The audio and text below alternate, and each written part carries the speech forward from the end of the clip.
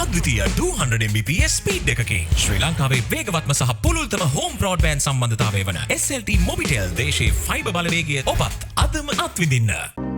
හරිම සුදුයි.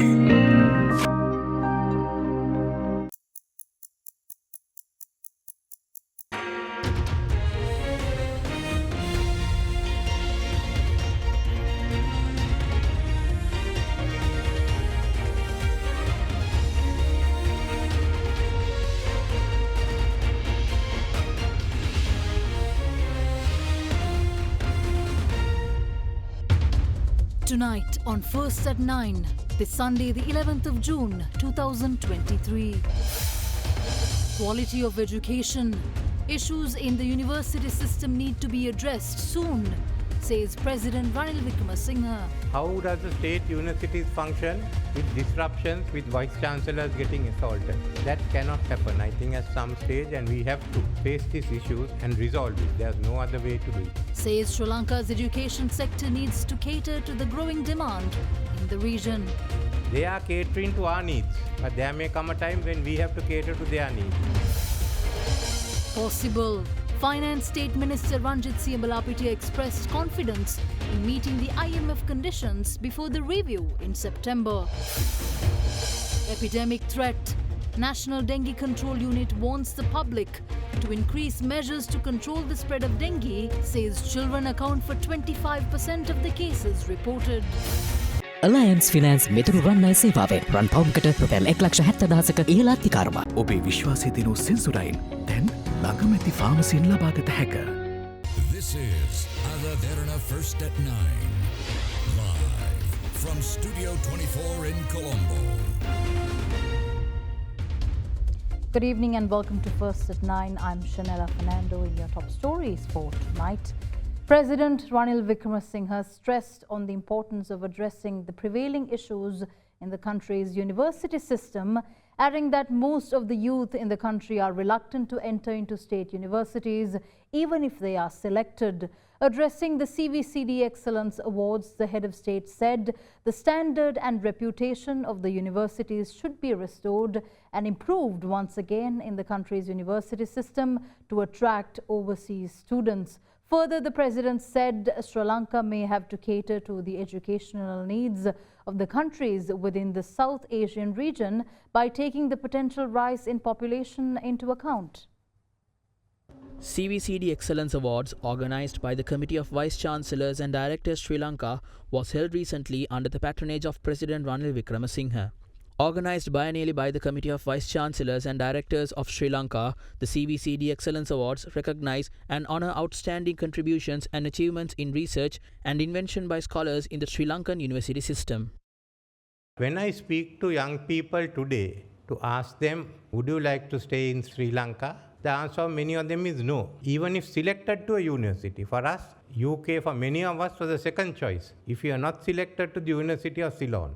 But it's not so today. And having spoken to them and listened to their views, I don't know what I would do if it came to making a selection today. So this is a crisis of the university system. It's a part of the larger crisis of Sri Lanka itself and how we face the future. First, look at the local issues. As I asked the chairman, we have about 170,000 qualifying for the A-levels. We have 40,000 getting to universities here, another 30 to 40,000 going to universities abroad. So that's the difference. So there are another 40,000, of which I would say 25,000 to 30,000 would be prepared to enter Sri Lankan universities. We haven't got the resources. Secondly, the government makes money available to fund the students getting higher education. But then we find there's another group of students equal to the number in the universities who are going outside and paying money. Is this the best way we have? We have to preserve one right, which is in the Universal Declaration of Human Rights, universal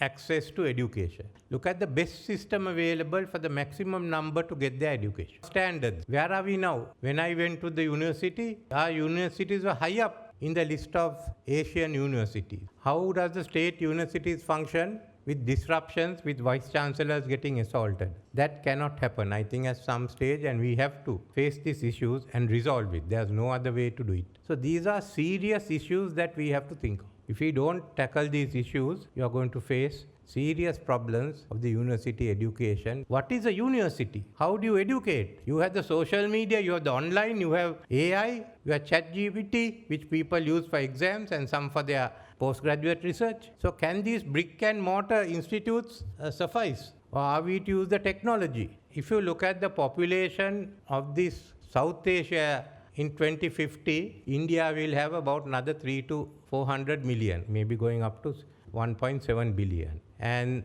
the poverty level will decrease and better income numbers will increase. This will happen in Bangladesh, Pakistan, and in Myanmar, and in the East African nations. Now, all of them can't be building universities. India will have nothing else to do if they are going to provide education for all that. So they'll use the other techniques. So we have to be sure of that. But if we have sufficient number of universities, can cater to some of them from those areas. Now they are catering to our needs, but there may come a time when we have to cater to their needs. So these issues we have to think of, because the structure of the universities will no longer be the same. We have appointed a cabinet committee on education, which are going into all the issues. We will make more money is available for research, but how we are going to do it, we haven't determined yet. Thought I'll get about $1 billion aside for AI. I don't know whether we can use it, but other subjects also. And by then we'll have the Institute of History for History and Archaeology to be carried out. State Minister of Finance Ranjit Siambalapitiya expressed confidence in meeting the conditions outlined in the IMF agreement before the review in September. Addressing the media in Ruanvalla today, Siambalapitiya said the government is in the process of fulfilling the remaining conditions. The Finance State Minister highlighted that the government can now earn more custom revenue due to the recent relaxation of the ban on imported goods.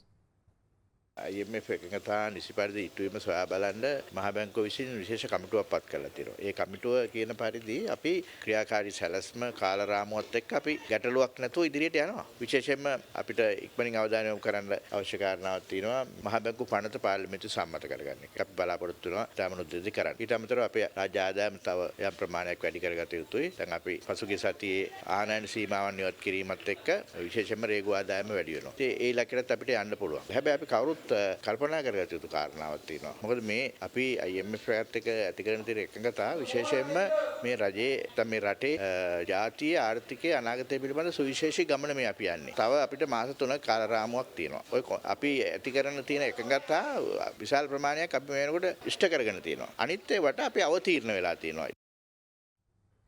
Secretary of the Government Medical Officers Association, Dr. Haritha Alutge, warned the public to not use medications in the same category as Disprin and Aspirin to control fever in the present days, as it could result in serious complications leading to death if the patient is infected with dengue. Meanwhile, with the number of dengue infections on the rise, the director of the National Dengue Control Unit, Dr. Nalin Aryaratna, noted that necessary steps must be taken to prevent the spread of the deadly dengue virus through schools, pointing out that school children account for 25% of the recently reported dengue cases.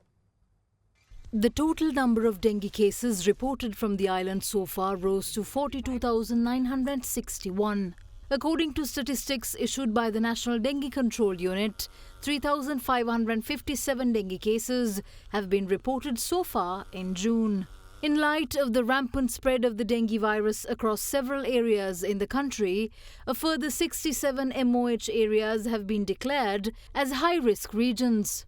A majority of dengue cases have been reported from the Western Province, numbering 21,435 infections. Meanwhile, a total of 9,554 cases were reported from the Gampaha district, which covers 22.2% of all cases identified so far. Further, the Kurunegala and Putlam districts in the northwestern province collectively recorded 4,152 cases, which account for 9.6% of the total infections countrywide. Colombo, meanwhile, reported 9,143 cases, contributing 21.2% of cases to the total number of infections identified this year.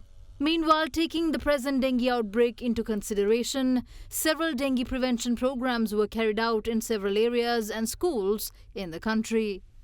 මේ වෙනකොට වාර්තා වෙමින් තියෙන රෝගීන් සංඛ්‍යාවත් එක්ක අපිට තහවුරු වෙමින් තියෙනවා මේ වර්ෂයේ මෑතකාලීන ඉතිහාසයේ වැඩිම ඩෙන්ගු රෝගීන් සංඛ්‍යාව වාර්තා වෙන අවුරුද්ද බවට පත් වෙයි කියන කාරණය. මේ වෙනකොට අපිට සතියකට වාර්තා වෙන ඩෙන්ගු රෝගීන් සංඛ්‍යාව 2500 සීමාවට ළඟා වෙමින් තියෙනවා. මේක ඉතාම බරපතල තත්ත්වයක්. ඔබට උන නම් රාජකාරියට යන කෙනා රාජකාරියෙන් ඒ දින කිහිපයක් ඉවත් වීම, පාසල් යාමෙන් දින කිහිපයක් ඉවත් වීම, දෙවෙනි කාරණේ තමයි පුළුවන් තරම් දියරමය ආහාර වැඩිපුර ආහාරයට එකතු කර ගැනීම. මේ මොහොතේදී උණ තත්ත්වයේ කළමනාකරණය කර ගැනීම අත්‍යවශ්‍ය දෙයක්. පැරසිටමෝල් ඖෂධය නියමිත මාත්‍රාව නියමිත ආකාරයෙන් ලබා ගන්න උණ පාලනය කරන්න. ඒ අරින්න වෙනත් ඖෂධ ගන්න එපා. ඩිස්ප්‍රින් ඇස්ප්‍රින් කාණ්ඩයේ ඖෂධ කිසිසේත්ම මේ දවස්වල උණ පාලනය කිරීම සඳහා භාවිතා නොකළ යුතුයි. ඒ හරහා ඔබට ඩෙන්ගු රෝගය තිබුණොත් එහෙම අනවශ්‍ය සංකූලතා අවසානයේදී මරණය දක්වා පවා යන්න පුළුවන්. දෙවෙනි දවස් වෙනකොට ඔබට උණ පාලනය වෙන්නේ නැත්නම් වෛද්‍ය උපදෙස් ගන්න සම්පූර්ණ රුධිර පරීක්ෂණයකට යන්න.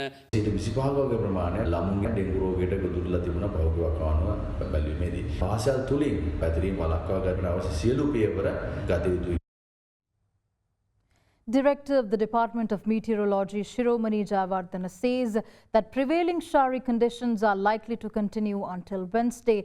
Further taking the prevailing weather condition into account, the department today issued an advisory for heavy rain in the western and Sabaragamuwa provinces and in Gaul and Madra districts until tomorrow morning. Since last evening, heavy rainfall was reported from several areas across the island. Against this backdrop, the Met Department said the rainfall conditions will continue for a few days and heavy rainfall above 100 millimeters may occur in the areas of western and Sabaragamuwa provinces as well as in Gaul and Madra districts. The department also said rainfall can be expected in the northwestern and central provinces and thunder showers are likely in the Uva province and in the districts of Ampara and Batiklo. Strong winds of about 40 to 45 kilometers per hour are expected at times in the western slope of the central hills, the northern and the north central provinces, and the Hambantota, Putlam, and Trincomalee districts. Southwest monsoon has fully established across Sri Lanka. Prevailing showery condition in the western and Sabaragamuwa provinces and in Gaul and Madra districts are likely to continue during next couple of days, most probably till Wednesday. Fairly heavy falls above 75 millimeter can also be expected in western and Sabaragamuwa provinces and in Gaul and Madra districts. Scattered showers are likely in northwestern and central provinces during next 2 days. The chairman of the Committee on Public Accounts, Lasantha Alagiyawanna, said that the Colombo Municipal Council has taken measures only against 150 individuals out of a total of 5,400 who have defaulted on tax payments worth more than 100,000 rupees each. During the COPA meeting, the chairman further said that a report on the matter should be submitted by the 6th of July at the latest, while also claiming that the Colombo Municipal Council has not performed its duties adequately. දැන් කොළඹ නගර සභාවේ හිග බදු ආදායම බිලියන 4.9යි. දැන් මේකේ මොකද්ද break down එක? සභාපතිතුමනි මේ වරි පනම් හිඟ 2023 4300ක් තියෙනවා. 2020-21 වර්ෂවල කොවිඩ් වසංගතයේ හේතුවෙන් ක්‍රියාමාර්ග ගැනීමට නොහැකි වුණා. 2022 වර්ෂයේ 12/31 වෙනකොට අපි මේ තියෙන හිඟෙන් මිලියන 1025ක් අය කරලා තියෙනවා. අවසාන වශයෙන් හිඟ නොගෙන අයට කරන්න තියෙන දීපල අත්පත් කර ගැනීමේ කටයුතු ඒ කටයුතු මේ වෙනකොට කරගෙන යනවා. ඒ ලක්ෂ 5ට වැඩි දීපල හඳුනාගෙන ඒ දීපල මේ වෙනකොට පුවත්පත් දැන්වීමක් දාලා තියෙනවා හිඟ ගෙවීමට කටයුතු කරන්න කියලා. ඒ වගේම ලක්ෂයට වැඩි දීපල 151කට පුවත්පත් දැන්වීම දාලා ඒකත් අය කරගන්න කටයුතු කරලා තියෙනවා. 4.30 වෙනකොට ගෙවීම් වර්ධනයක් ලැබිලා තියෙනවා මිලියන 400 ගානක මේ මාස 4ට. ලක්ෂයට වඩා වැඩි ඉන්නවා 5400ක්. මේ 5400න් ඔයාලා දීපල කටයුතු කරලා තියෙන්නේ 150කට විතරයි. මේකේ ලක්ෂයට වඩා ආදායම් පැහැර හැරලා තියෙනවා දීපල හිමියන් 5400. කොට්ටාස 49ක තමයි මේක පැතිරලා තියෙන්නේ. ඒ කොට්ටාස 49කින් කොට්ටාස 9කට අදාළව තමයි මේ ක්‍රියාත්මක කරලා තියෙන්නේ. ඒකත් පැහැර අරපුව 150කට අදාළව විතරයි. අපේ කාඩරේගේ ආදායම් පරීක්ෂකවරු තමයි මේ ආදායම් එකතු කිරීමට මේ නිවේදන බෙදන්න කටයුතු කරන්නේ. කාඩරේක 39කට අනුමත වෙලා තිබ්බට මේ වෙනකොට ඉන්නේ 15 දිනයි. ඒ 15 දිනා කොට්ටාස 47ක රාජකාරී කරන්න ඕනේ. ඊගවරිපනම් අය නොකර ගැනීම පිළිබඳව ප්‍රශ්න 100%ක්ම මේ 15 දෙනා නැහැයි කියන තැන අපි ඉන්නේ නැහැ. සේවක ප්‍රශ්න තිබුණා හෝ නැතා හෝ නගර සභාව විදිහට මේ හිගබදු ආදායම ලබා ගැනීම පිළිබඳව මොනම ආකාරයකටවත් උත්සාහයක් දරලා නැහැ කියන එකයි අපේ නිගමනය. සියලුම හිග ආදායම් පිළිබඳව හිග මොනවාද මේ සම්බන්ධව ගන්න ක්‍රියාමාර්ග මොනවාද දිනවකවානු මොනවාද ඒකට කවුද වකිම් බාර දුන්නේ ජූලි 6 වෙනිදා වෙනකොට ඒකට වැඩපිළිවෙල හදලා අනිවාර්යයෙන්ම ඉදිරිපත් කරන්න ඕනේ. We'll be back after this short commercial break.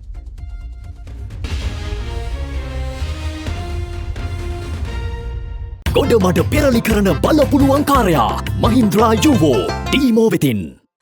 වැඩම ගොඩයි ගොඩම තමයි ස්වරාජ් ට්‍රැක්ටර් ඩීමෝ වෙතින්. අබාන්ස් මිඩ්ිය මෑඩ්නස් සේල් 50% දක්වා වට්ටම් සමග මාස 24ක් දක්වා පොලි රහිතව ජුනි 20 වනදා දක්වා පමණයි. තනිව යන ගමනට නිවැරදි ගිනුම් කරන මග හේමාල් පෙරේරා. ඔබේ වෛද්‍ය ඉංජිනේරු සිහිනය සුරක්ෂිත දෑතකට physics Samitha Ratnayake.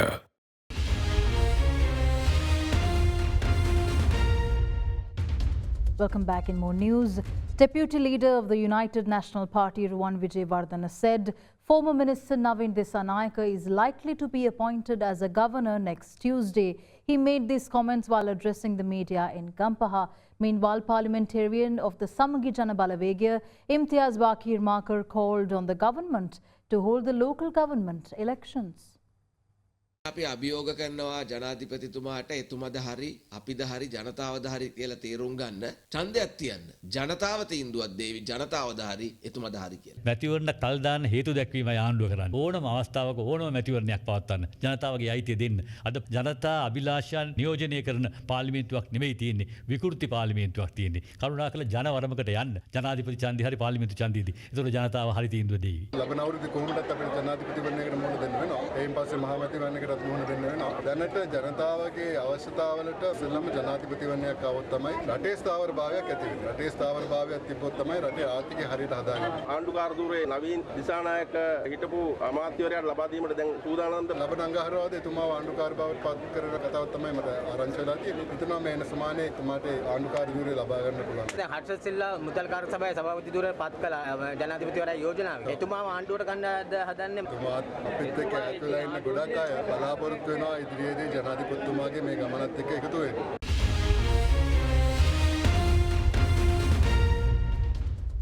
Welcome back in other news. A person has been killed after being attacked by a sharp weapon in Dehiwala due to a personal dispute. In Akmeemana, meanwhile, a suspect was injured by gunshots while attempting to throw a grenade at the police. With that, here's a look into other developments around the country in brief.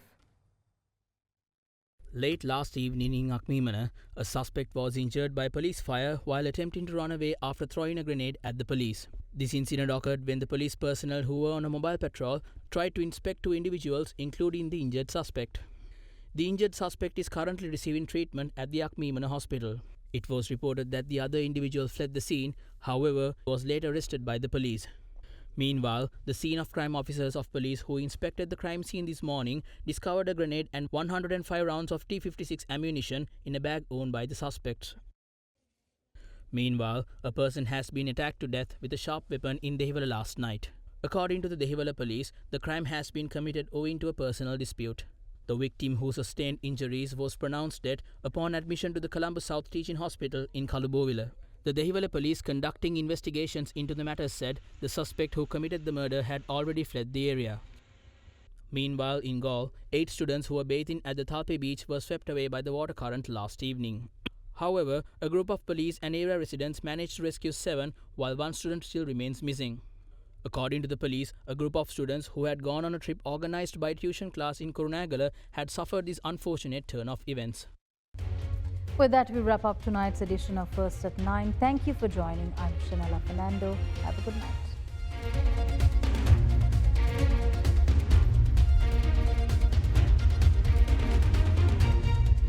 For news and information you can trust 24 hours a day, visit AdaDerana.lk.